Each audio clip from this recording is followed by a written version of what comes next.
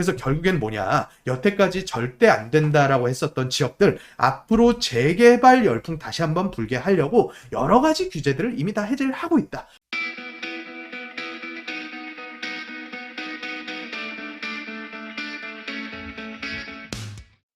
안녕하세요. 부동산 해결사 솔문입니다. 지난주 서울시에서 8군데의 신통기획재개발 대상지를 추가 선정을 했습니다. 이번 선정 지역들 입지가 대박인데요. 선정과 동시에 호가가 일시에 2억 이상씩 확 뛰어버렸습니다. 과연 어떤 지역들인지 한번 자세하게 살펴보고요. 또 서울시에서는 앞으로 이렇게 될 지역들에 대한 힌트를 다 줬다라고 저는 봅니다. 과연 어떤 지역들이 이렇게 될 수 있을지까지 한번 생각을 해보겠습니다. 공문 내용을 한번 보겠습니다. 서울시에서 25년 4차 재개발 후보지 선정위원회를 결과를 발표를 했는데 대상지 8곳 선정을 했고요. 총 130군데의 신통기획 재개발 추진구역이 생겼다. 그 중에서 이번 대상지에서 주목할 만한 지역들 몇 군데 살펴보면 첫 번째 동작구 상도동 일대, 그리고 두 번째 동작구 사당동, 여기가 이제 사당 15구역이죠. 그리고 제가 여러 차례 추천했었던 도림동 장미마을 이번에 선정이 됐습니다. 자, 그리고 마포구의 아현동 일대라던가 용산구의 용산동 2가 일대, 이 지역들 모두 다 실수요자분들이 정말로 선호를 하는 동네들이죠. 그래서 권사일이 잡혔고요. 제가 구청마다 문의를 해본 결과 이번 대상지 선정과 동시에 토호제가 걸려버렸습니다. 이게 이제 신통기획 재개발의 치명적인 단점일 수밖에 없겠죠. 토호제가 걸려서 한동안은 실수요자 위주밖에는 거래를 못하고요. 이게 이제 조합 설립 인가 정도 단계가 되어줘야지만 여기 토호제에서 해제를 해주는 그런 형태의 구역이라고 보시면 되겠어요. 그래서 앞으로도 이런 식의 재개발에 대한 인센티브를 많이 주는 사업들은 반드시 이 토호제 걸 것이다 라고 제가 말씀을 드렸는데, 앞으로 공급 대책이 예상되고 있는 만큼 어느 만큼의 더 강력한 대책이 투기 과열 방지 대책으로 같이 실리게 될지가 굉장히 주목해야 되겠다, 이렇게 보시면 되겠고요. 위치를 한번 보겠습니다. 일단은 도봉구 방학동 일대, 여기는 이제 실수요자분들이 그렇게까지 많이 선호하는 동네는 아니지만 그래도 옆에 있는 구역들이 많이 지정이 돼 있는 만큼 시너지 효과가 꽤나 클 것으로 보여지고 있고요. 또 상도동이 요새 굉장히 핫합니다. 예전 제 영상에서 상도동 추진 중인 모든 구역들을 한번 리뷰해 드린 적이 있는데, 여기가 원래는 이렇게 같이 뭉쳐가지고 상도 14-2였나? 그 이름으로 해가지고 같이 추진하던 모아타운 구역이었죠. 그런데 이제 노후도가 더 차 있는 밑에 쪽만 대상으로 해서 별도로 신통기획으로 신청이 들어갔고 또 이번에 대상지로 선정이 됐다라고 보시면 되겠어요. 자, 그리고 그 다음으로는 사당 15구역. 이 구역들 역시 제가 따로 영상으로 한번 소개해드린 적이 있었죠. 사당 15구역 초기에는 반대 굉장히 많았었습니다. 어쩔 수가 없죠. 구역계가 넓으니까. 또 그 안에 대형 교회도 포함되어 있고 하다 보니까 초기에는 반대가 당연히 많을 수밖에 없습니다. 초기에 반대 없는 재개발 사업장은 단 한 군데도 없어요. 하지만 어떻게 이를 현명하게 극복을 해내면서 주민 입안 형태로 구에서 요구하고 있는 초기 동의율 50%를 충족을 해서 75%까지 최대한 빨리 근접시켜서 다른 대상지보다 먼저 구로 신청이 들어가게 하느냐, 이게 바로 추진체의 가장 큰 롤이라고 저는 봅니다. 그래서 사당 15구역은 그 시너지가 굉장히 클 것으로 보여져요. 아무래도 대단지가 구성이 될 예정이고요. 입지로 봤을 땐 여기 있는 동작대로를 반대편에 보면 전부 다 방배동 단독 재건축 구역들이에요.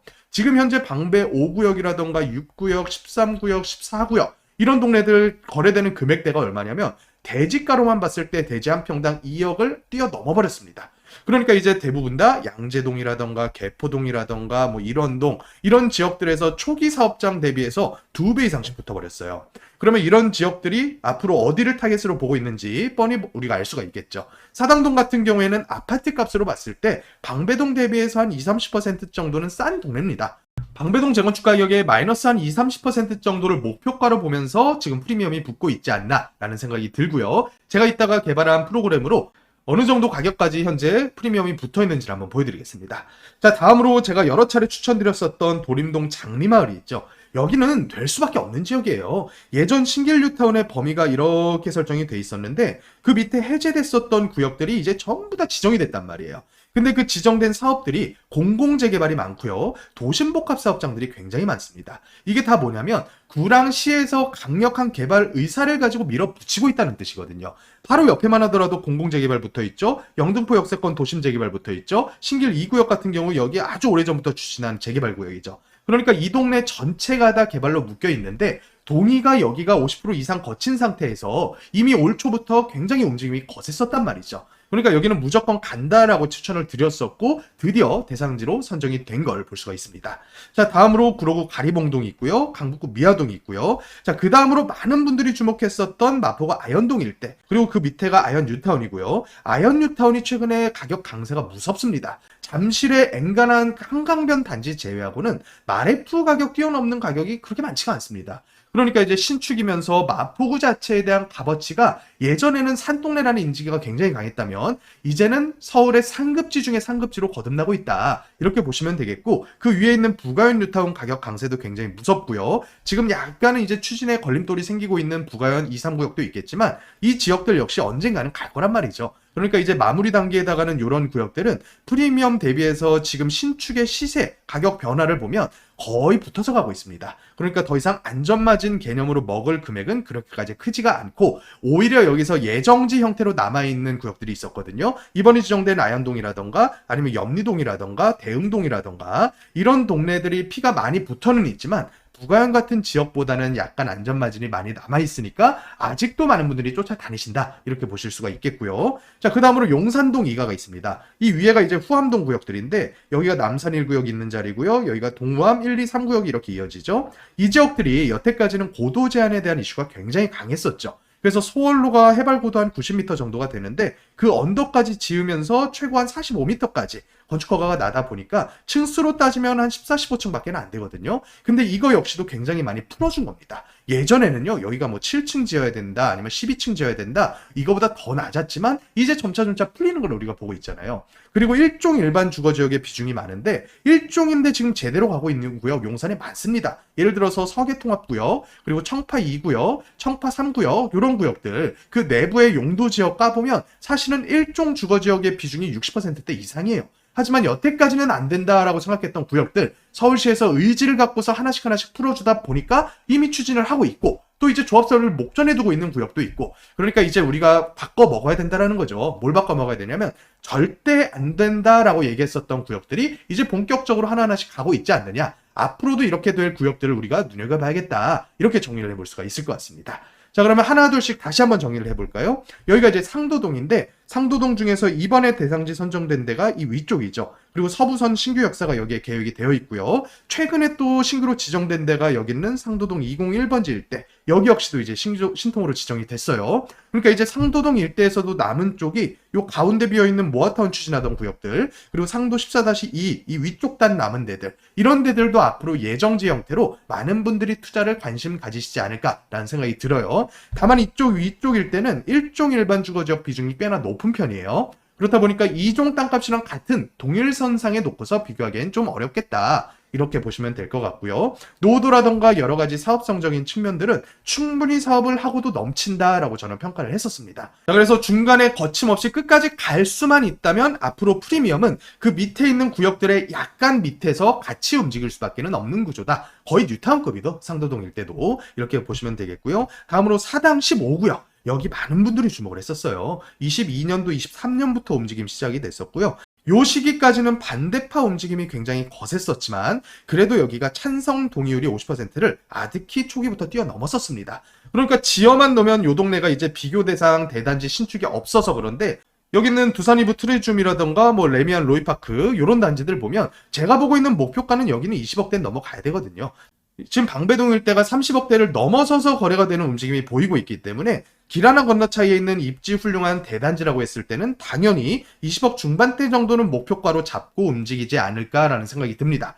그래서 사당 15구역 이외에도 여기는 16구역이라던가 5구역 단독 재건축이라던가 또 12구역이라던가 또 도시정비형 재개발이라던가 이런 지역들이 많이 지정이 돼 있기 때문에 옆에 비어있는 지역들도 노후도 기준만 충족을 한다면 언제든지 충분히 동의서를 걷어서 이렇게 주민 이반 형태의 신통기획으로 신청하게 될 가능성이 크겠다, 이렇게 볼 수가 있겠습니다. 그래서 사당 15구역 같은 경우 제가 예전에 분석을 해본 결과 계획세대 규모가 3000세대급인데 분양세대가 2600개, 조합원 제외하면 일반 분양분만 900여 개가 나오는 사업성 역시도 훌륭한 구역이다라는 평가를 제가 했었죠. 분양세대 대비해서 일반 분양분이 무려 35%가 나오니까 이거는 요새 추진하고 있는 모아타운 같은 사업장보다는 훨씬 더 높은 사업성을 볼 수밖에 없겠다, 이렇게 요약을 해보면 될 것 같고요. 자, 다음으로 장미마을입니다. 장미마을도 제가 여러 차례 분석을 해드렸었는데 이렇게 주변 지역들이 전부 다 신길 뉴타운보다 오히려 더 큰 규모의 재개발 구역들로 둘러싸여져 있어요.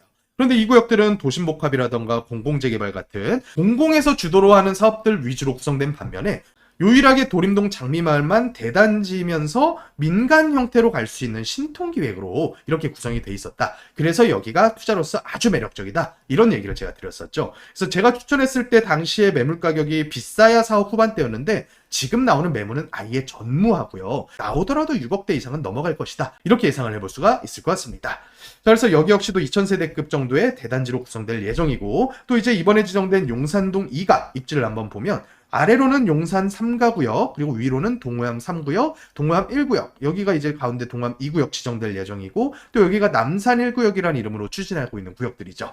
여기가 고밀개발 형태로 고층 개발은 불가능하겠지만, 실제로 진행해가지고 대단지로만 구성돼 준다면, 용산공원과 남산자락을 품에 안고 있는 그런 구역이기 때문에, 가격대 라인으로는 용산 가격 정도는 충분히 찾아갈 만하다. 이렇게 볼 수가 있을 것 같습니다. 자, 그리고 마지막으로 아현동 같은 경우는 주변 지역들에 아직까지 추진하고 있는 예정지 구역들이 꽤 있거든요. 예를 들어서 신촌역과 이대역 사이에 있는 노고산동 재개발, 그 아래에 있는 대형 5구역, 그리고 이대역 바로 아래에 있는 염리 4구역, 이런 구역들이 아직까지 진행을 하고 있는 구역들이고요. 또 맞은편에는 부가현4 도시정비형 재개발, 그리고 위로는 부가현 2라던가 더 위로 부가현 3, 이런 지역들이 아직까지 진행을 하고 있는 구역이고, 이 동네들은 이제 완성되어가는 지역들입니다. 그래서 이미 완성된 신축 대단지로서의 가격대를 20억 후반으로 입지적인 가치를 찾아간 구역이라 보니까 아현동 같은 경우는 진행에 대한 기대가 굉장히 클 수밖에 없겠다. 이렇게 요약하면 될 것 같습니다. 자, 다음으로는 이번에 선정된 구역들 중에 주요 구역들 가격 흐름을 한번 보여드릴게요. 사당 15구역부터 한번 보면 사당 15구역 최근 매매가는 다 6억대 정도 수준에서 거래가 되고 있고요. 그리고 지분가로만 봤을 때는 한 1억에 근접해서 이루어지는 걸 볼 수가 있습니다. 하지만 제가 예전 사당동 통합 영상에서 설명드린 것처럼 사당 15구역의 목표 지분가는 한 1억 중반에서 1억 후반대 정도까지는 봐도 되지 않을까. 방배동 같은 경우가 지금 2억대 한 중반대까지 거래가 이루어지고 있거든요. 그렇다 보니까 사당 15구역은 그보다 한 20-30% 정도 저렴한 지분가를 목표로 하면 되지 않을까 이렇게 예상해 볼 수가 있고요. 자, 다음으로 도림동 장미마을 한번 볼게요. 장미마을 역시도 초기에는 반대파가 굉장히 많았지만 후기로 가면 갈수록 여기는 동의서 거치는 속도가 굉장히 빨라졌었던 구역입니다. 당연히 여기는 대지 사이즈들이 한 필지당 30평대밖에 안 돼요. 그렇다 보니까 단독 주민이라고 하더라도 다 본인 소유의 한 필지만 가지고는 건축행위 자체가 안 됐던 구역입니다. 그러면 당연히 단독주택 비율이 높더라도 동의가 잘 거칠 수밖에 없겠죠. 그래서 동의가 빠르게 거치면서 이번에 신통기획 대상지로 선정이 됐다. 이렇게 보시면 되겠고, 자, 다음으로 용산동 2가 구역 한번 보여드릴게요. 용산동 2가 구역 역시 최근 거래되는 금액대는 한 7억대까지 거래되는 걸 볼 수가 있고요. 이 동네들은 용산이라는 이름값이 있기 때문에 그 위에 있는 동암 3구역 지분가 1억대가 넘어섰습니다. 그 위에 있는 동암 1구역 지분가가 1억대가 다 넘어섰어요. 그러니까 용산 이름부터 쓰면서 구역 지정까지 됐다. 그러면 지분가는 1억이 안 될 수가 없겠죠. 이 동네가 아무리 고도 제한이 많고 또 일종 비율도 높고 개발하기가 까다로운 구역이라고 하더라도 끝까지만 가준다면 용산의 기본적인 그 가격대는 당연히 쫓아갈 수밖에 없기 때문에 그 옆에 있는 청파라던가 서계동 같은 경우도 옛날엔 절대로 안 돼라고 했었던 구역들이거든요. 하지만 지금 가격 보세요. 매가는 8억대, 9억대 가고 있고요. 지분가로는 1억 4천, 1억 5천 가고 있어요. 그러니까 우리가 이제부터 명심해야 될 거는 절대 안 돼라고 했던 구역들이 이제는 오래전 얘기다. 앞으로는 이렇게 절대 안 되라고 했던 구역들도 충분히 동의만 나온다면 언제든지 재개발로 진행을 할 수가 있다. 그러면 뭘 봐야 되냐? 신통기획으로 주민 입안 처리할 수 있을 정도의 30년 기준의 노후도가 충족이 되는지 마는지, 요게 이제 키포인트가 될 것 같다라는 생각이 좀 들어요. 그래서 최종적으로 정리를 한번 해보겠습니다. 일단 서울시장의 의사가 굉장히 중요한 사업입니다. 구에서 하는 거는 입안이고요. 서울시가 바로 지정권자예요. 지정권자. 그렇다 보니까 서울시장의 의사에 따라서 재개발의 지정이 굉장히 크게 판가름이 납니다. 이게 과거에 오세훈 시장 집권했던 시절, 박원순 시장 집권했던 시절, 다시 오세훈 시장께서 집권했던 시절에 구역 지정 역사입니다. 보면 전 오세훈 시장 정권에서 뉴타운이라는 정책을 펼치면서 어마어마하게 많은 숫자의 재개발 구역들이 신규 지정이 됐다가 박원순 시장 두 번 임기를 거치면서 무려 389개의 구역이 직권 말소 해제가 됐습니다. 그런데 그 이후에 신규 지정 자체를 안 했었고요. 그리고 나서 신통기획이란 이름으로 새로운 재개발 형태를 들고 나오면서 벌써 지금 신통기획 재개발만 130군데가 신규 지정이 됐거든요. 앞으로 더 늘어날 겁니다. 9월 달에 공급대책 나온다 그러잖아요. 근데 공급대책 할 게 뭐가 있겠어요? 4기 신도시 안 한다 그랬죠. 3기 신도시 빠르게 하는 거. 그리고 두 번째로 재건축 재개발 활성화 요 정책인데 재건축 재개발 활성화는 용적률 높여주고 시간 빠르게 해주고 요 두 개밖에 없거든요. 그러면서 같이 붙이는 게 뭐냐? 바로 투기 방지 대책입니다. 투기 방지 대책. 그래서 이 부분을 명심하셔서 앞으로 이렇게 될 지역들 우리가 빠르게 좀 찾아봐야겠다. 여태까지 재개발 빠르게 하고 사업성 높여준다고 불과 한 3, 4년 동안 썼던 정책만 보더라도 1종 땅 2종화 시켰고요. 모아타운으로 강남 필지들 전부 재개발하게 해줬고요. 역세권 재개발 2, 3종을 준주거화 시켜줬고요. 노특법 진행하면서 3종을 준주거화 시켰어요. 그리고 여태까지 준공업 지역에서는 공동주택 지을 때, 아파트 지을 때 250밖에 못 썼거든요. 근데 이제 정비사업 진행했을 때는 아파트로 400% 지을 수 있게 합니다. 노선상업지에다가 블록 재개발할 때는 노선상업용지 뒤에 붙어있는 가로구역 다 상업용지화 해주겠대요. 서초 강남 송파에다가 도시 정비형 재개발을 본격화시키겠다. 지난주에 나왔었잖아요. 그래서 결국엔 뭐냐. 여태까지 절대 안 된다라고 했었던 지역들 앞으로 재개발 열풍 다시 한번 불게 하려고 여러 가지 규제들을 이미 다 해제를 하고 있다. 그럼 우리 뭐 해야 되냐? 재개발로 진행이 가능한 노후도 됐고 진행 가능성 있는 동의율 어느 정도 나올 것 같다라고 여겨지는 지역들은 미리 선점하지 않으면 투기 방지 대책에 깔려가지고 투자 못합니다. 그러니까 이제 9월 달에 나올 공급 대책 전에 빠르게 투자 물건 탐색하시기를 바라겠고요. 도움 필요하신 분들께서는 빠르게 연락 주셔서 최상급지 매물 먼저 선점하시기를 바라겠습니다. 지금까지 부동산 해결사 솔로몬이었습니다.